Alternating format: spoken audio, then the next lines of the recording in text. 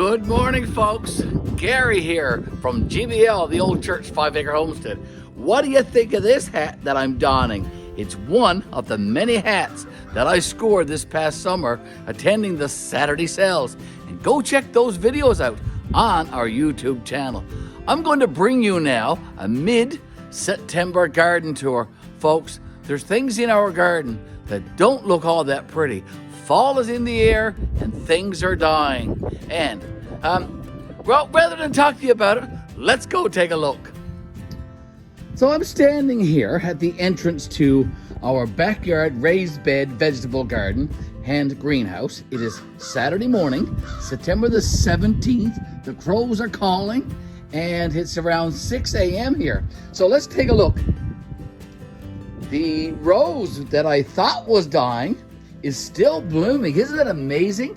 There's a nice little bloom there and lots of other ones there that look like they're going to be blooming very, very soon. It's a mozzie, wet, and cold day here. The temp is around 15 degrees Celsius. The tower of marigolds are gone. They kind of wilted away, and Miss Betty and I decided that the time was ripe to get rid of them. So we just have these pansies here now in this brown, tall display container. They look gorgeous as well. So let's move along to our big beefs. We've been harvesting a lot of tomatoes lately, folks. I do believe there's a big beef here ready to harvest. Let's see if we can get down and take a look at it. Here it is. But we're almost ready to pick, so we'll leave it for a couple of more days. But we'll be picking a lot of these tomatoes very, very soon. Miss Betty's carnations are still blooming back here behind the big beefs. There's one bloom there, and if you look further along, there's lots of blooms. It's still quite early, and I'm very optimistic that we're going to get a few more weeks of sunny, warm weather into September and October. So we've still got 2 weeks in September, and we've got all of October, so hopefully we'll see how things go. We've been harvesting, digging up our store-bought potatoes, folks. Remember way back in the spring, back in May, when I went to a supermarket and bought just some regular tabletop russet potatoes? I eyed them out, I chitted them out, and I planted them in these beds. We've been harvesting lots and lots of potatoes, and they have been gorgeous. They have been huge, some of them. So I'll do a separate video on that very, very soon. Our potato stalks have not died off yet. You can tell, just look at the green. So, as long as they're growing, and they're still green, and they haven't toppled over, and they haven't lost their color, we're going to leave them. Okay? So let's go along to our onions. We've been harvesting our onions. Just look at all the empty spots in our bed right here. Our onions have been growing very, very well. Our yellows and Spanish onions have been growing better than our red onions. Okay, so there you have it. There's our onions. One bed anyway. We have another bed over there as well. Look at all the holes in it. Because as I said, we've been harvesting them and we've been using them for mushrooms and onions when we've had barbecue steaks and that kind of stuff. And we've been using them in salads. I'm finding it hard to pronounce. The gaillardias are still growing and still blooming.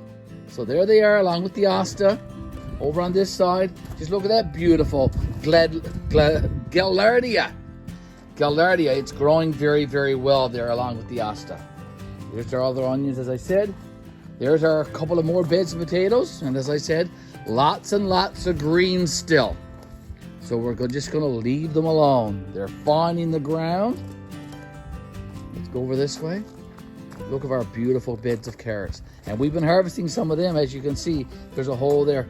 And ladies and gentlemen, our carrots are growing very, very well. They're gorgeous. They're gorgeous. They're full lengths, 8, 10, and 12 inches long. So great carrots. Our peppers are just gone crazy.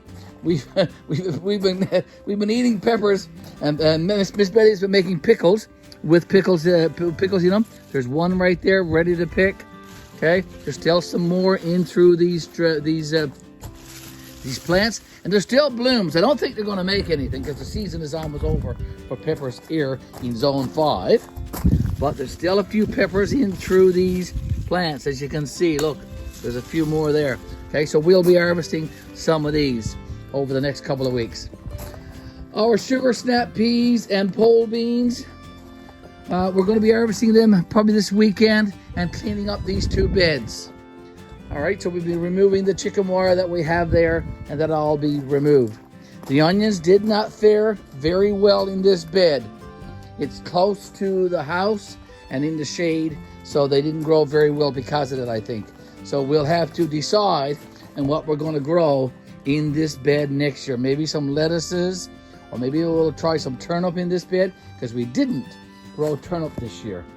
Our bed of beets is absolutely marvelous. They're huge, they're huge. We're going to have to harvest those very, very soon, because I'm worried they're going to get a little bit stringy when we go to harvest and cook them and prepare them for pickling.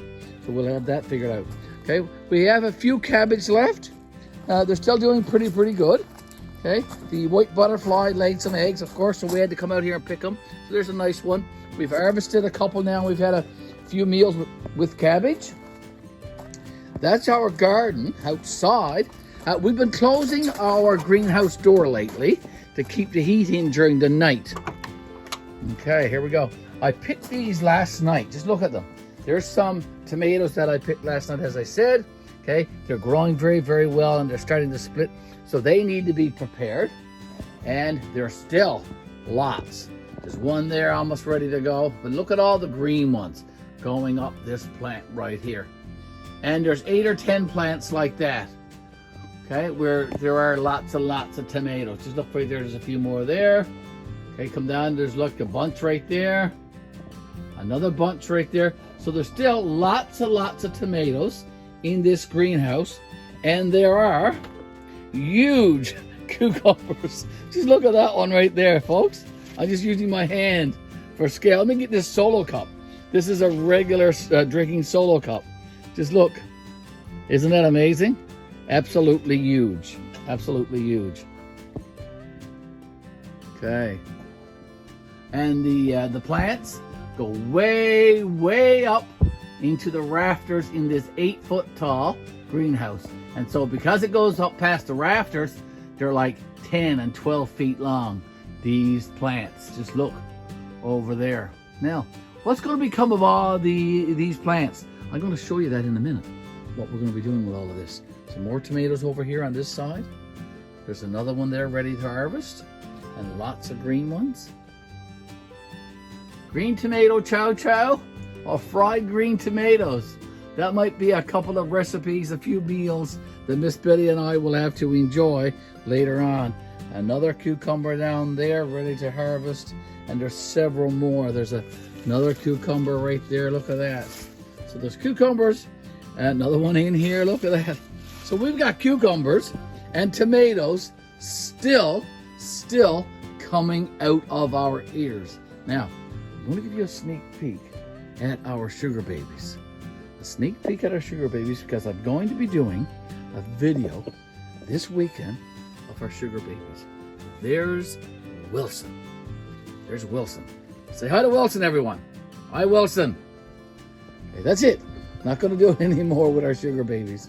So that's our greenhouse. Now, I did mention, what are we going to do with all of this greenery in our greenhouse and all of this greenery in our garden? Well, these 2 big beds that we got back here, these 2 big boxes that Devin and I made this past summer, we've been filling it up actually. Just look inside.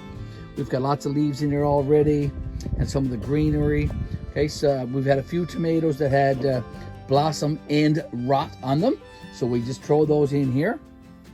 We're going to take all of this greenery when it's time, and we're going to be just chucking it in these boxes. And there's a reason for that. And back here as well, we're going to dig out the bank back behind the potato bed. I think I mentioned that to you already. We're going to do that and make a path back here behind our greenhouse. And all of that dirt and all of that soil, all of that is going to go in these 2 big boxes as well. Okay, here's what we're doing with these 2 big boxes. Okay, Hugelkulture. Hugelkulture is just making big piles of dirt and growing plants into it, growing vegetables into it, growing fruit into it. And that's what we're going to do with these. We're just going to fill them up with all kinds of biodegradable stuff, like you can see in this one as well. We've been throwing some things in here. Okay, and we'll be doing all of that with this greenery from our vegetable garden. That will all be going in there. And after we get all of that done, all of the leaves and all of the grass and all of the horse manure that I've been collecting over the summer, I've got lots here. My neighbors and friends here in Gander have been very, very kind to me. They've been messaging me and saying, Gary, we've got 2 or 3 bags of grass here now, or we've got several bags of leaves, and I've been stopping by and getting them. Got a big old pile there, as you can see. And if we go back here, we've got another pile back here. So all of this will be put inside these 2 boxes. Now, it won't fill them up. It'll probably fill them about half full, and that's fine. Throughout the winter, we'll be putting all of our vegetable scraps, all of our fruit scraps will be going in here as well. And later on next spring, we'll be topping these up with compost. We'll be topping them up with great soil and stuff like that, and we will be planting inside these 2 boxes. So that's our plan for these 2 large boxes, folks.